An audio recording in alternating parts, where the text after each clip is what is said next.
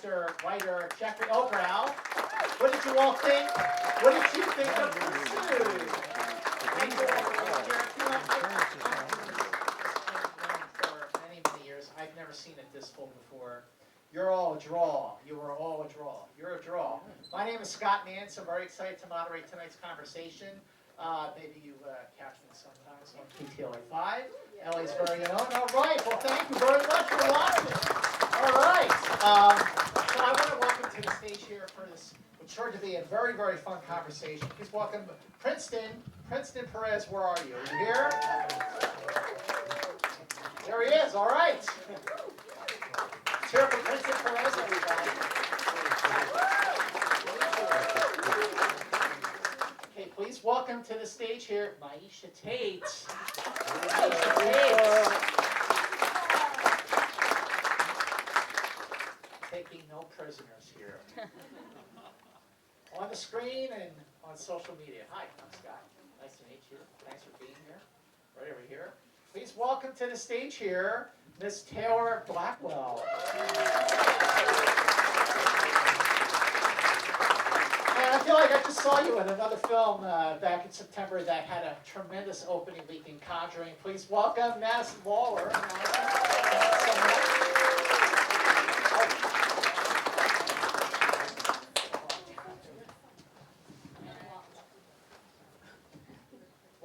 We said hi to him at the top of the conversation, writer-director Jeffrey Obrow.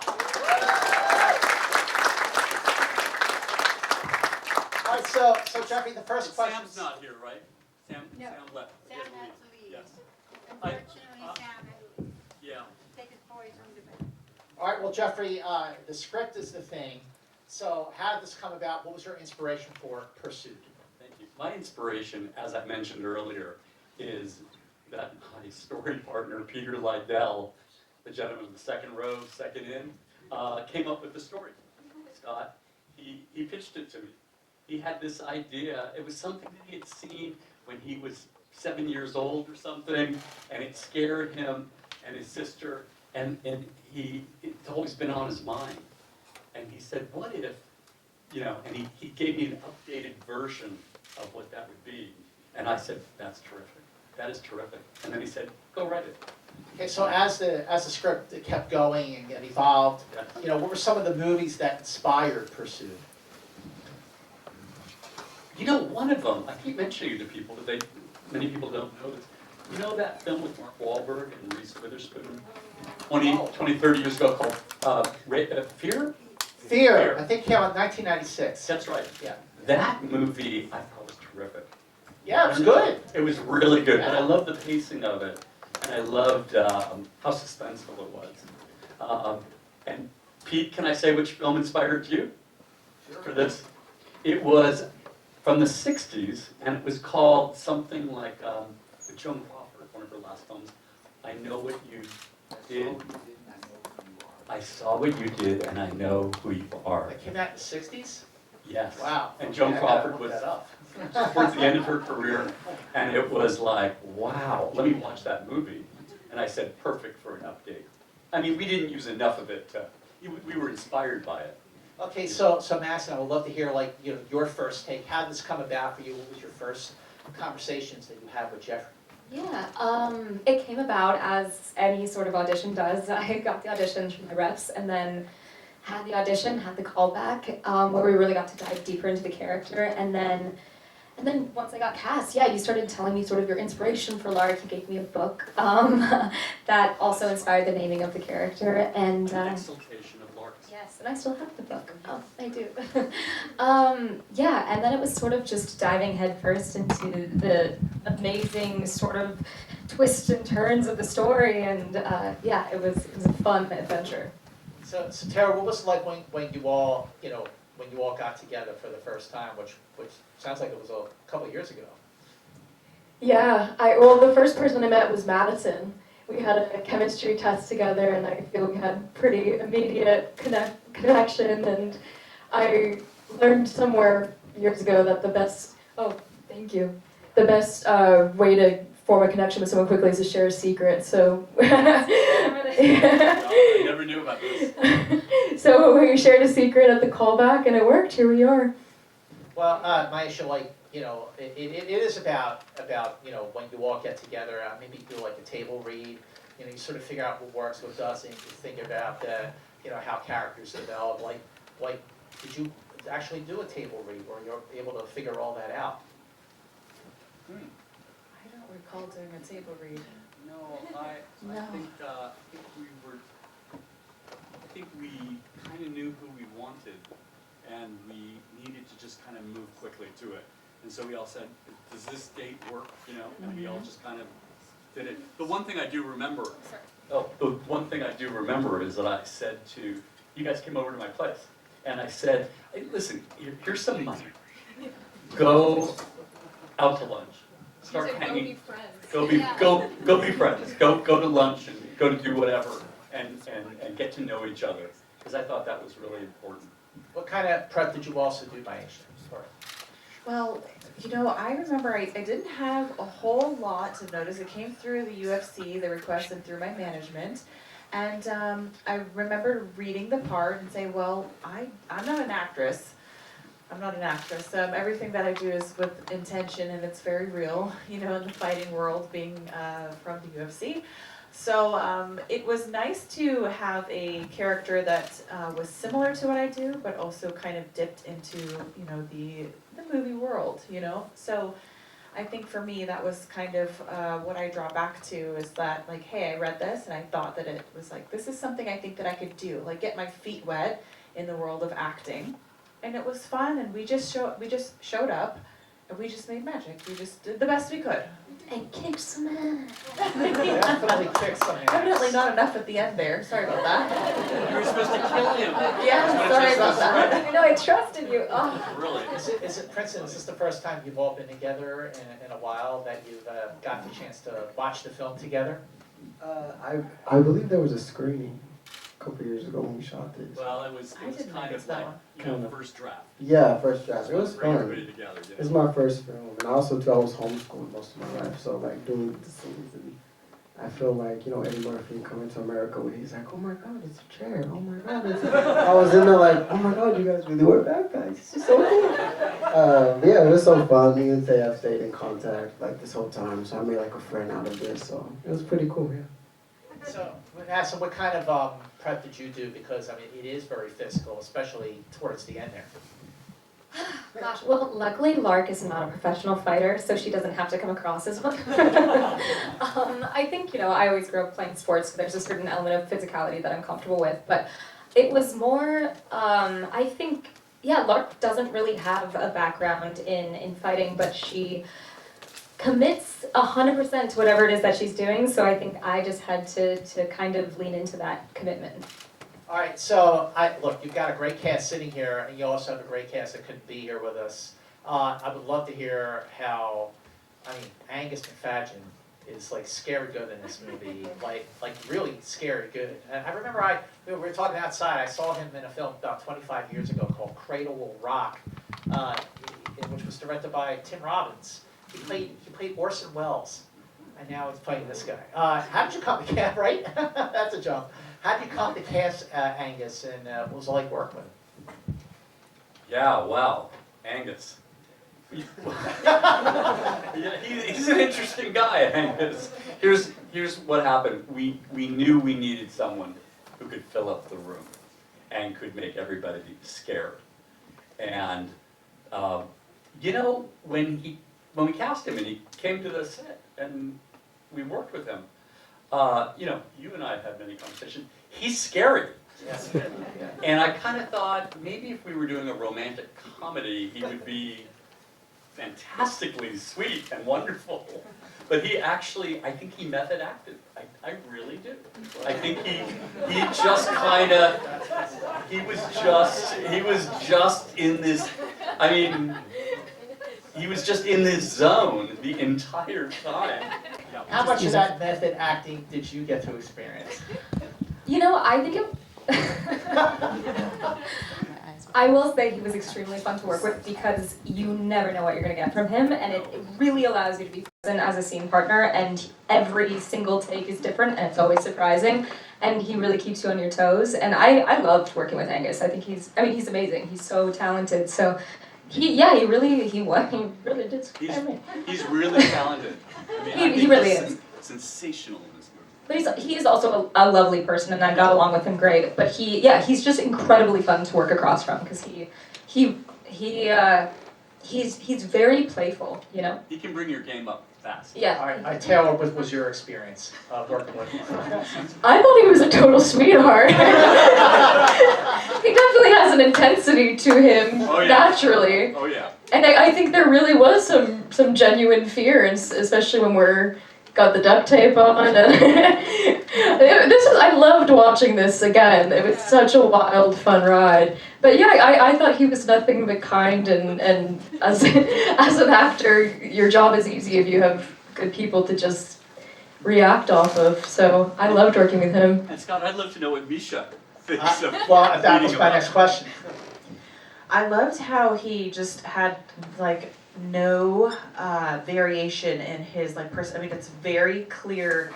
He's very like dark the whole time. Like when he's in character, there's just no deviation from that. You know, it reminds me of Fedor Emelianenko, who's just like he's a UFC fighter, but he was one of those champions that just never, you could never get a read on him, and he was so much more scary in person because you just didn't know what the hell was going through that man's mind, you know? Like, he was just so stoic in his face-offs, and stoic right before the fight, and stoic during the fight, and I felt like it was very much like that, where you're like, what is this man capable of, you know? But obviously, you know, off that, he was really nice, but in character, he was definitely intense. And that slow, the way that he spoke through the whole movie. You know, when you're Right. watching a character like this, and he's so effective when you're watching him in the film, and then you meet the person and you're like, I'm actually still scared of you.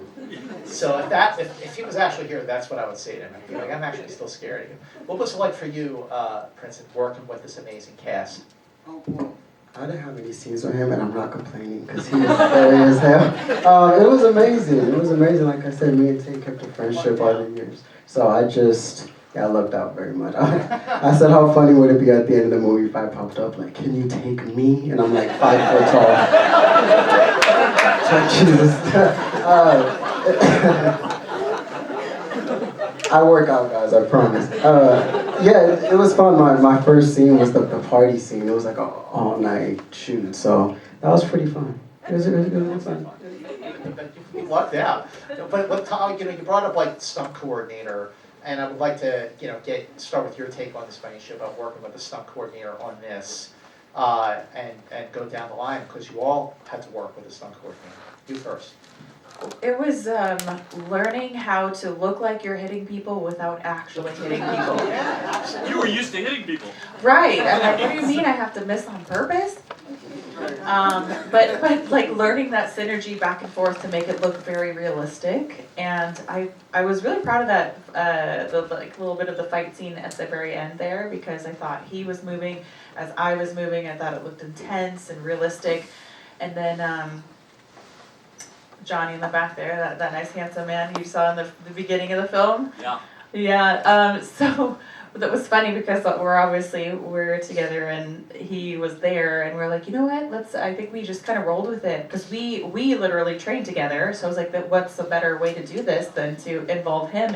And so that was us like flowing in the beginning and doing all the sparring and thing. I was like, oh, this is kind of like practice. I think I actually hit him. Yeah, I don't think I took it easy on him. No stunt coordinator needed for that scene. What about you, Taylor? I think this was one of the first projects I've ever done where I really worked with a stunt coordinator. So that was really exciting. For me, I wasn't throwing a lot of punches. It was more being hit. Yeah. So I do remember when we did that one where I thrown against the door. That was very intense. Yeah. But I love to dance, so there's similarities with coordination, and I think to your point, as I've continued to do stunt work and have had to throw punches at people, you never want to hit the star in the face and be the person that gives them a black eye and pauses filming. So I really have so much respect for stunt coordinators and doubles, and we had great doubles on this shoot too. And Madison, you also, in addition to stunt coordination, you spent, that last scene was really intense. Yeah. Can you talk about like just preparing and filming a scene like that where it is pretty physically grueling? Yeah, I think it's really nice working with someone who's a stunt coordinator because they do sort of choreograph the scene, and when you're the person who's supposed to look like they're in pain, really you're the one who's leading the action. It's really coming from you. So you work together to try to sell it, but I, felt very safe in the hands of our stunt team, and They were great. they were amazing. And then you sort of just have fun with it. I mean, I feel like, especially in this genre, you just gotta take it all the way. You gotta make the stakes high. So it's just really submitting to the moment. All right, Jeffrey, casting Molly Ringwald, I mean, she's, a legend. Yeah, I mean, definitely. And Pete and I kept thinking who would be great for that. So we went over names, we looked at names, and we looked at, who would be just right for it. And when her name came up, Julia Burton, there you go, Julia, our co-producer, Julia, yes, thank you. Julia was responsible for working with Lisa Estery and Ranjiv on the casting. Ranjiv, who also played the vice principal. Thank you, Ranjiv. I think you're terrific in the movie. And Julia, I think Julia one day posed the idea of Molly Ringwald, and I called Pete. We were already on the set shooting the film, and we wouldn't have the mother, Molly, start for another week, so we were in a hurry. And Pete said, go for it, make the offer. And she said yes. And we were thrilled. We could not believe we had Molly Ringwald in the movie, because she is iconic. Yeah, And she she's absolutely such a great is. actress. Yeah. What was it like, Madison, working with Molly Ringwald? I mean, She was incredible. She is so kind, and she has so much knowledge and experience, and I don't know, we had some amazing conversations. She was extremely warm, and then it was just great to be in scenes with her and sort of just watch her and try to absorb some of her essence. She's wonderful. Taylor, what makes Jeffrey a great actor's director compared to other filmmakers you've worked with, and what makes him unique as a filmmaker? I think what you just mentioned about giving us some money and saying going off be friends truly speaks a lot to that, because I think especially for me, so much of my role was this connection between our characters, and that's the thing that audiences are drawn to, is the connection and love between characters. I think that should always be prioritized no matter what the genre is. Sure. And for that to be at one of the focuses that you had, Jeffrey, and then also to have just so much trust in us, and then be very uplifting on set. There's so often times when you're on set and the director, you can tell, just is frazzled or anxious. There's always problems that come up that are unforeseen, but you want to have someone driving the ship that is calm and collected, that you can trust. So I think it was a mutual trust on both sides, which was really nice. I'm so glad you brought up that word, trust. I mean, over these years, all these conversations I've had with filmmakers and actors, they always talk about the trust in their directors. In Madison, I would love to hear just what it was about Jeffrey that just you really just trusted him, even especially during those intense scenes. Yeah, I think there's a multi-tiered answer. I think Jeffrey's made amazing films in the past, and he knows what he's doing, and he's really an expert at filmmaking. But also, from day one, I think Jeffrey, you're just an incredibly thoughtful and kind person. I would do anything for Jeffrey. I think he's one of the best people ever. But he just really cares, and I think you can tell when someone really cares, and you know that he's doing what he's doing for the right reasons. He has your best interest in mind, and you're just a truly wonderful person. So I think it was easy to trust you, and to know that we were in safe hands. Maisha, same thing, working with a director like Jeffrey. I think the standout for me was that he was kind and he was patient. And for me, that was the best combination to allow me to, again, really dabble in a world that I was unfamiliar with, and provided unconditional direction and support. And I really appreciated that. And, the kindness, like, for example, tonight, I took, I think maybe the last seat in the house, which I think was meant for you, Jeffrey. It was okay. I apologize. No, it's all good. And my fiance was like, take the chair, and he just wouldn't. He sat on the floor this entire That's film, love. like direct. So I mean, it's that, right? It's that, and I think. It's funny. But he's kind and he's sweet and he's, very patient on the film. So yes, that's it. So it's a really intense film. How much fun did you all have making this movie?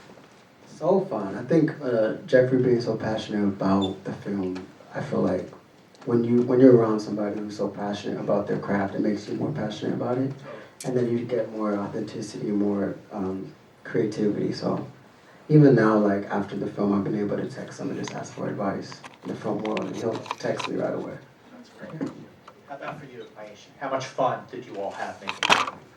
Oh, it was a lot of fun. I was not involved in so many of the scenes, so it was really fun to watch it all unfold today. I didn't make the premiere that we had a couple years ago, but I'm very glad to be here today. So a lot of the film was kind of, a mystery to me too. It was just a few of the scenes that I was involved in, and it was great, and it was a lot of fun, but I kind of felt like I was there, and then you guys did all the rest. You made it all magical, and I was just such a small piece in this, but I loved the way that it all came out. I think that the passion of the project really spoke loud, and everybody did such a good job. So I'm proud of you all. Great work. How about you, Taylor? How much fun did you have? So much fun. And so much fun watching it again too. But I think for me, having been an actor since childhood, this was one of the first sets I worked on where a lot of the cast and crew were my age. So it really felt like we were all equals and in this together. And to make friends that you're growing with in the industry is so much fun. And it's been really amazing to see how our careers have progressed and growing together. Fun, Madison, for you to make, fun for you to watch. How much? Very fun to make. I mean, I was just thinking about all of the late nights that we had, and we would just get in these giggles. Delirious. Delirious, and we would just laugh uncontrollably. It's so much fun. I love making movies so much, and I think it's really a team sport. And you're just like in the trenches together, and you get really close to people really fast. And there's really nothing like that feeling. I think, making movies is the best thing ever. And it is fun to watch. It's so fun to watch. I'm one of those people who has a really hard time watching myself, so it's a mixture of fun and like, oh my god, my face. But it is so fun because it brings back so many memories, and there's little things that you forget about that you're like, oh my gosh. It's wonderful to watch back. Jeffrey, what's the biggest takeaway for you? Oh, well, I'm just so happy how it all came together, I want to thank Evan Mulebower. Would you stand up? Yes. Evan Mulebower was not only the editor of the movie, but he was also the story consultant. And so Evan's was a student of mine, and he was a tough guy on the script. And I'd say, what do you think of that tarantula scene? And Evan would go, after I wrote it, he'd go, no. I said, what do you think of MMA fighting in there? He goes, in this film? No. And so we kind of hashed it out, and we'd argue, and then there's stuff that I put in that Evan said no to, and I thought, he's right, that doesn't make sense. So I really want to thank you, Evan, so much. My takeaway is how it all came together with everything, the actors and the composers and Ben's unbelievable cinematography, Ben Heiser. It's been really amazing. I also just want to say, while I'm at it, the only person I want to apologize to, who's here tonight, and they're thinking, well, it wouldn't be me because Jeff didn't do anything. You said I was kind. What was Duncan? Oh. Duncan, would you stand up, please? Duncan played the spiky-haired blonde kid who Lark kept throwing around at the locker, take after take after take after take. And she came to me and she goes, I can't do this anymore. I cannot keep throwing him against the locker. Please do not ask me to do that anymore. So I went to the stunt guy. And I said, I can't, isn't this hurting him? And he goes, he's durable. I said, okay, Keep doing it. And Lark just keeps. So Duncan, this has been on my mind for a very long time. You're so fantastic in the movie. Well, thank you, Duncan. And just to make sure, now that you've all seen the film, make sure you spread the word. You know, how do you spread the word about a movie these days? Obviously, you go on social media. So, you know, go on Instagram, go on, you know, Facebook. If you're still using X, knock yourself out. Spread the word about Pursuit. It starts streaming on Prime Video this Friday. Yeah. Spread the word about Pursuit. Thank you all for being here. Thank you. Thank you very much.